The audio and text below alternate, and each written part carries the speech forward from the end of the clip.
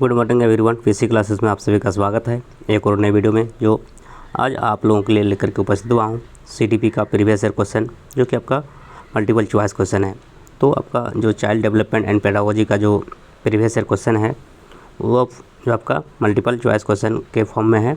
तो ये सभी क्वेश्चन बहुत ही इंपॉर्टेंस है, जो कि सीटीपी का चैप्टर वाइज यह सीरीज चल रहा है। तो आज का ये जो सीटीपी का चैप्टर है, बालक एक समस्या समाधानकर्ता एवं अनुसंधानकर्ता के रूप में।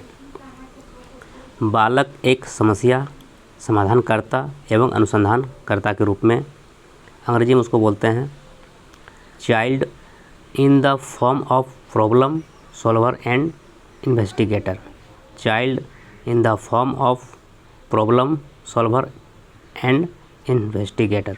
तो ये आपका चैप्टर का नाम है, जो कि सीटीपी का बहुत ही इम्पोर्टेंस लेसन है। तो इस वीडियो में आज देखेंगे आपका इसका कुछ महत्वपूर्ण क्वेश्चन, जो कि प्रीवियस ईयर में पूछा हुआ क्वेश्चन है। सीटेट का एग्जाम हो या फिर अन्य स्टेट का जो टेट एग्जाम होता है, सीटीपी के लिए यह लेसन बहुत ही ये खास है। तो स्टार्ट करते हैं वीडियो को। चलिए, फर्स्ट क्वेश्चन आपका है क्रियात्मक अनुसंधान, इसको अंग्रेजी में एक्शन रिसर्च बोलते हैं। क्रियात्मक अनुसंधान के विषय में कौन सा कथन सही नहीं है। यहाँ पर एक आपका गलत कथन को चुनना है। तो कौन सा कथन आपका सही नहीं है क्रियात्मक अनुसंधान के विषय में। क्रियात्मक अनुसंधान के विषय में कौन सा कथन सही नहीं है, आपको बताना है। इनमें से आपका 4 कथन दिया हुआ है, इसमें से एक कथन को आपको बताना है जो गलत कथन है। तो इसका आंसर होगा ऑप्शन नंबर डी। क्रियात्मक अनुसंधान के विषय में जो कथन है आपका, स्थानीय स्तर पर रोज़मर्रा की समस्याओं के समाधान के लिए क्रियात्मक अनुसंधान किया जाता है, यह आपका कथन क्या है, यह कथन गलत है। ऑप्शन नंबर डी इसका क्या हो जाएगा, सही हो जाएगा। ये आपका रॉन्ग स्टेटमेंट है। जबकि आपका यह अध्यापक एवं शिक्षा व्यवस्था से जुड़े लोगों के द्वारा किया जाता है, ये आपका क्या है, क्रियात्मक अनुसंधान के विषय में सही कथन है। दूसरा कथन आपका है यह किसी विशिष्ट समस्या के समाधान के लिए किया जाता है, यह भी आपका सही कथन है, जो कि क्रियात्मक अनुसंधान के विषय में है। और तीसरा कथन आपका व्यापक स्तर पर निर्णय लेने के लिए सूचना संकलन का कार्य इसमें किया जाता है, यह भी आपका सही कथन है, जो कि आपका क्रियात्मक अनुसंधान के विषय में है, जो आपका सही कथन आपका है। लेकिन इस प्रश्न में आपको गलत कथन को बताना है, यानी जो कथन सही नहीं है उसका आपको चुनाव करना है। तो इसका आंसर होगा आपका ऑप्शन नंबर डी, जो कि आपका यह कथन क्या है, गलत है। ऑप्शन नंबर डी इसका सही हो जाएगा 1 का, क्योंकि यहाँ पे जो कथन सही नहीं है उसको आपको चुनना है। तो स्थानीय स्तर पर रोज़मर्रा की समस्याओं के समाधान के लिए क्रियात्मक अनुसंधान किया जाता है, ये आपका क्या है, क्रियात्मक अनुसंधान के विषय में यह सही कथन नहीं है। तो ऑप्शन नंबर डी इसका सही हो जाएगा। चलिए, 1 का डी। नेक्स्ट क्वेश्चन आपका है क्वेश्चन नंबर 2। क्वेश्चन नंबर 2 आपका है क्रियात्मक अनुसंधान एक्शन रिसर्च। क्रियात्मक अनुसंधान का उद्देश्य है, क्रियात्मक अनुसंधान का उद्देश्य क्या है। क्रियात्मक अनुसंधान का जो उद्देश्य है आपका क्या है, विद्यालय तथा कक्षा की शैक्षिक कार्य प्रणाली में सुधार लाना।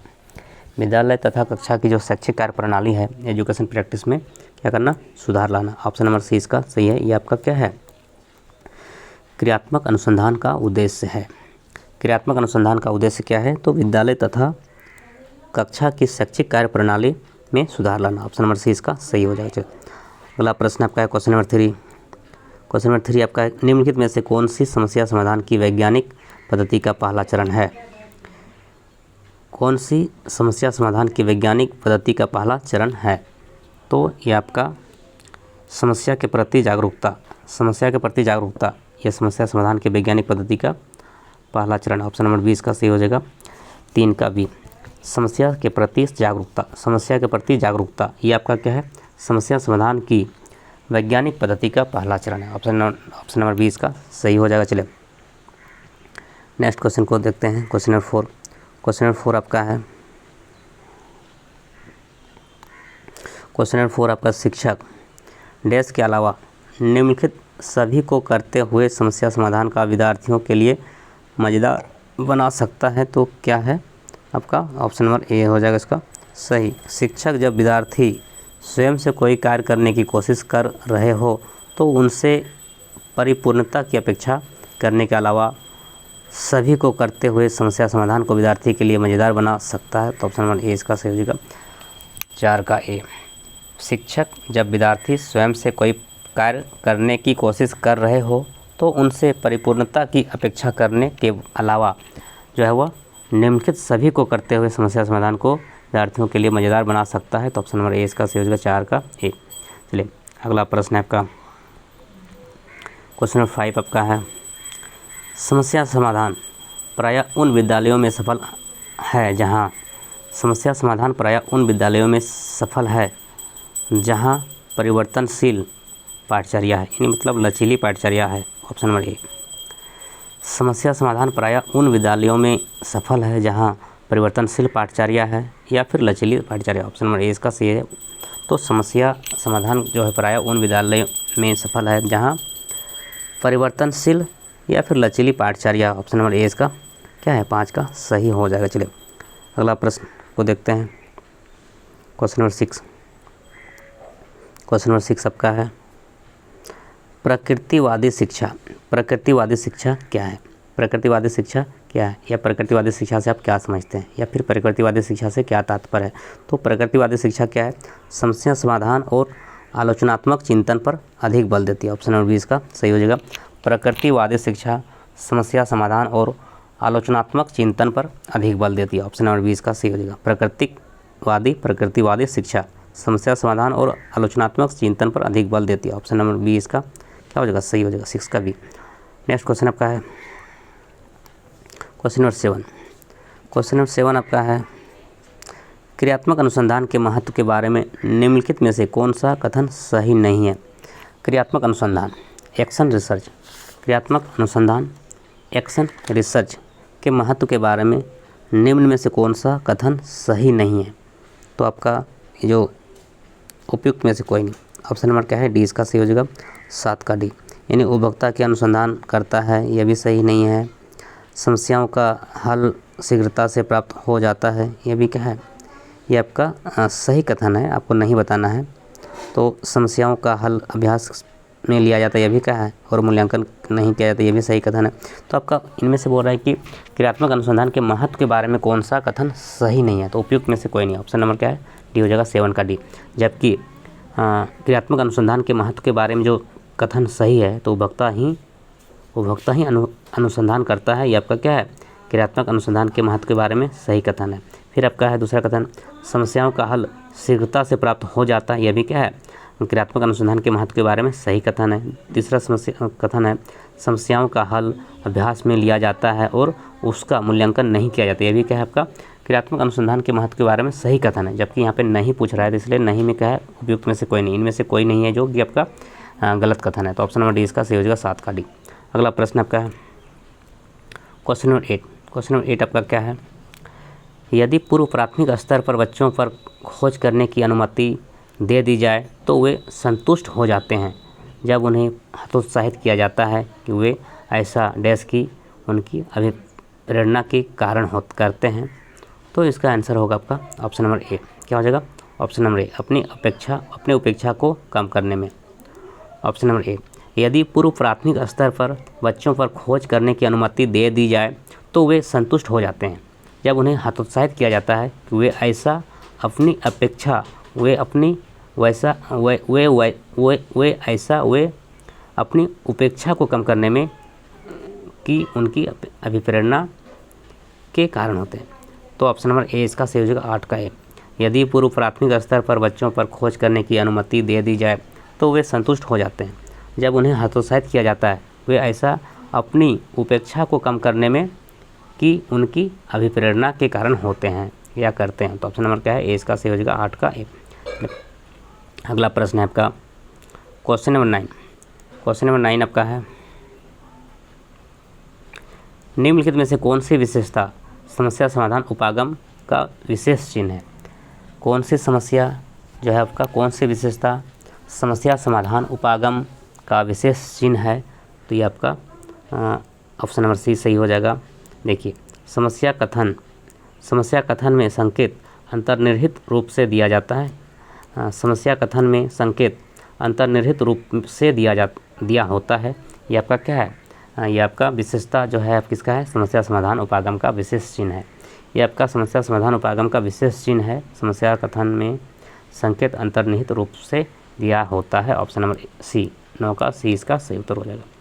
अगला प्रश्न आपका क्वेश्चन नंबर 10, निम्नलिखित में से स्मरण करने की कौन सी विधि है। स्मरण करने की कौन सी विधि है, स्मरण करने की जो विधि है वह कौन सी है। तो इसका सही उत्तर होगा आपका ए और बी दोनों। मतलब मिश्रित विधि भी क्या है, स्मरण करने की विधि है, और दूसरा विचार सहचर विधि, ये भी क्या है आपका स्मरण करने की विधि है। तो आपका ए और बी दोनों, मतलब मिश्रित विधि भी आपका स्मरण करने की विधि है, और विचार सहचर विधि भी क्या है, स्मरण करने की विधि है। तो आपका ऑप्शन नंबर क्या है, सी सही हो जाएगा। क्या हो जाएगा, सी आपका हो जाएगा ए और बी दोनों। क्या हो जाएगा, ए और बी दोनों, मतलब ऑप्शन नंबर सी इसका सही हो जाएगा। स्मरण करने की जो विधि है मिश्रित विधि भी है, और दूसरा विचार सहचर विधि भी, तो दोनों है, इसलिए ऑप्शन नंबर सी इसका सही हो जाएगा, ए और बी दोनों। चलिए अगला प्रश्न आपका है क्वेश्चन नंबर 11। क्वेश्चन नंबर 11 आपका है, निम्नलिखित में से समस्या समाधान को क्या बाधित नहीं करता है। मतलब आपको यहाँ पे पूछ रहा है, यह क्वेश्चन है आपका कि निम्नलिखित में से समस्या समाधान को क्या बाधित नहीं करता, यानी बाधित क्या नहीं करता है। अंतर्दृष्टि, इनसाइट, मानसिक प्रारूपता, मेंटल सेट्स, मोर्चाबंदी, इंट्रेंचमेंट, निर्धारण, फिक्सेबल। तो यह जो आपका कौन सा ऑप्शन सही होगा जो समस्या समाधान को बाधित नहीं करता है। तो अंतर्दृष्टि, ऑप्शन नंबर क्या है, ए इसका सही हो जाएगा। अंतर्दृष्टि जिसको इनसाइट बोलते हैं, अंतर्दृष्टि जिसको इनसाइट बोलते हैं, इनसाइट जो है क्या है आपका समस्या समाधान को बाधित नहीं करता है। अंतर्दृष्टि समस्या समाधान को बाधित नहीं करता है, तो 11 का क्या हो जाएगा, ए आंसर हो जाएगा अंतर्दृष्टि। यह जो है आपका क्या है, समस्या समाधान को बाधित नहीं करता। ऑप्शन नंबर ए इसका सही हो जाएगा 11 का। चलिए अगला प्रश्न आपका क्वेश्चन नंबर 12। क्वेश्चन नंबर 12 आपका है, कक्षा में प्रभावी अनुशासन बनाए रखने के लिए शिक्षक को चाहिए कि वह विद्यार्थियों को कुछ समस्या हल करने के लिए दे। ऑप्शन नंबर सी इसका सही हो जाएगा, 12 का सी। कक्षा में प्रभावी अनुशासन बनाए रखने के लिए, कक्षा में प्रभावी अनुशासन बनाए रखने के लिए शिक्षक को चाहिए कि वह विद्यार्थियों को कुछ समस्या हल करने के लिए दे। ऑप्शन नंबर सी, कक्षा में यदि आप प्रभावी अनुशासन बनाना चाहते हैं या फिर कक्षा में प्रभावी अनुशासन बनाए रखना चाहते हैं तो शिक्षक को करना होगा कि विद्यार्थी को कुछ समस्या हल करने के लिए देंगे, नहीं कुछ आपको होमवर्क आपको करने के लिए देंगे, नहीं कुछ न कुछ आपको टास्क देना है, ताकि वो टास्क करेगा तो वो क्या हो जाएगा, वो आपका अनुशासन बनाए रखे, क्योंकि कुछ टास्क दे दिया तो वो आपका क्या करेगा, उस टास्क बनाने में वो क्या हो जाएगा, व्यस्त हो जाएगा, वो अनुशासन बना रहेगा। इसलिए कक्षा में प्रभावी अनुशासन बनाए रखने के लिए शिक्षक को चाहिए कि विद्यार्थी को कुछ समस्या हल करने के लिए दे। तो ऑप्शन नंबर क्या है, 12 का सी इसका सही उत्तर हो जाएगा। चलिए अगला प्रश्न आपका क्वेश्चन नंबर 13, जब विद्यार्थियों को समूह में किसी समस्या पर चर्चा का अवसर दिया जाता है तब उनके सीखने का वक्र कैसा होता है। देखिए, जब विद्यार्थियों को समूह में किसी समस्या पर चर्चा का अवसर दिया जाता है तब उनके सीखने का जो वक्र होता है वो कैसा होता है, तो बेहतर होता है। ऑप्शन नंबर ए सही हो जाएगा, बेहतर। जब विद्यार्थियों को समूह में किसी समस्या पर चर्चा का अवसर दिया जाता है तब उनके सीखने का जो वक्र होता है वो बेहतर होता है। ऑप्शन नंबर ए इसका सही हो जाएगा, बेहतर। 13 का ए इसका सही उत्तर हो जाएगा। चलिए नेक्स्ट क्वेश्चन आपका है, और ये आज का लास्ट क्वेश्चन है, क्योंकि ये छोटा सा लेसन है CDP का, जो बहुत ही महत्वपूर्ण है सीटेट का एग्ज़ाम या फिर NSET का जो टेट एग्ज़ाम होता है। तो ये आपका ये छोटा सा लेसन है, बहुत ज़्यादा क्वेश्चन इससे नहीं होता है, लेकिन इम्पोर्टेंट है। तो ये आपका जो छोटा सा लेसन था CDP का, बालक एक समस्या समाधानकर्ता एवं अनुसंधानकर्ता के रूप में, ये आपका चैप्टर का नाम है। CDP का चैप्टर का नाम है बालक एक समस्या समाधानकर्ता एवं अनुसंधानकर्ता के रूप में, child in the form of problem solver and investigator. तो ये इसका बहुत ही छोटा लेसन था, जो कि आपका इससे जितना भी प्रीवियस क्वेश्चन है उसको इस वीडियो में शामिल किया गया है। तो बहुत ही महत्वपूर्ण टॉपिक है, ये चैप्टर है। तो ये लास्ट क्वेश्चन है इस लेसन का, जो आपका 14 क्वेश्चन ही इस चैप्टर में है। तो ये आपका देख रहे हैं सीटेट सितंबर जो 2016 में हुआ था, इसमें यह क्वेश्चन पूछा हुआ। तो निम्नलिखित कथनों में से कौन से सही है, इसमें सही बताना है।